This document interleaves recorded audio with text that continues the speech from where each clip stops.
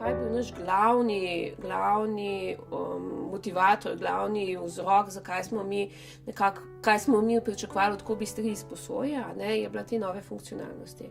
Ena od teh je bila izposoje neknjižnega inventarja, Tako da to je bila ena funkcionalnost, druga funkcionalnost, ki smo si jo zaželeli, je bila oddaljen opis.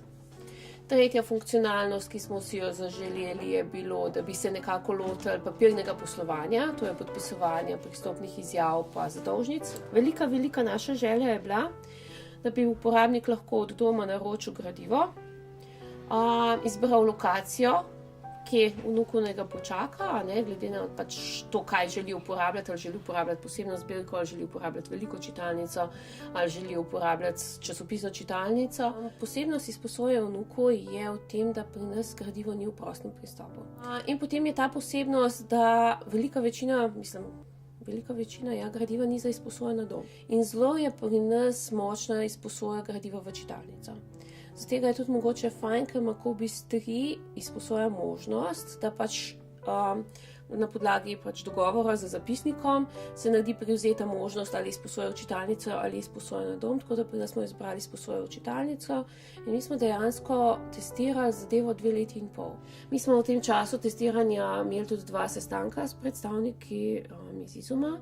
V času samega prehoda je bilo pa tako, da smo bili konstantno na mobitel povezavi, ne glede na to, da je bila to nedelja sred poletja, da smo vse probleme skušali sproti rešiti, da so stvari potekale, tudi če ni bil delovni dan ali v Izumu ali pri nas, da smo probali čim več stvari rešiti, že tako je. Kobi3 v osnovi omogoča večjo preglednost, hitrejše odkrivanje napak, tako da iz tega vidika se mi zdi, da je bilo kar dobrodošla sprememba, da so sodelavci zelo pozitivno to sprejeli, ampak potem, ko so pogledali stvari, so rekli, prvič, se mogoče pa niti ni tako slabo, potem so pa začeli, to je tam možno, to je tam možno, to je tam možno.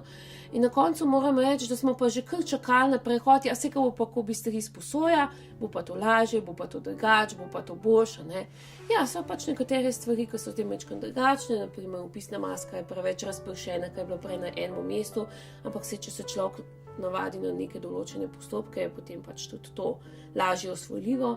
Prednost je mogoče predvsem preglednost podatkov, ker v Kobi2, če smo pripravili nek seznam podatkov o uporabnikih, je bilo treba veliko dela prenašati v Excel, določati podatke, skratka tukaj lahko 1, 2, 3, že vmes, ko iščemo, ko pregledujemo uporabnike, si problematične sproti nalagamo na delovno področje in potem samo tiste nepravilnosti, tiste posebnosti, karkoli ni v skladu z zakonom o varovanju osebnih podatkov, karkoli ni v skladu z našimi pravilniki, hitro najdemo.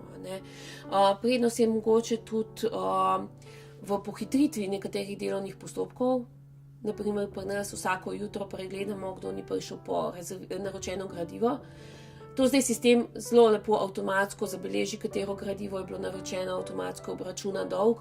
Prej smo to, katero gradivo je bilo naročeno, mogli ročno vnašati pod opombe in je skratka zjutraj trajal postopek pol ure, zdaj pa traja postopek 5 minut, naprimer. Skratka, določene zadeve se dajo precej pospešiti. Program je zelo intuitiven, zelo lahko se ga je priučiti, naučiti. Sicer je predvsem moteče to število opozoril, pa število klikov, pa število vsega, ampak to se mi zdi, da smo danes že tako navajeni z vseh strani, pa glih ta zadnji update je precej zmanjšal število opozoril za našo knjižnico, tako da se zgleda kolegi na Izumu so sprejeli to našo pripombo, pa se trudijo nekaj spremeniti. Skratka, zelo presenetljivo, pozitivne izkušnje so bile, pozitivni preskoki, ljudje so bili kar navdušeni nad programom, tako da potem so videli neko korist v tem.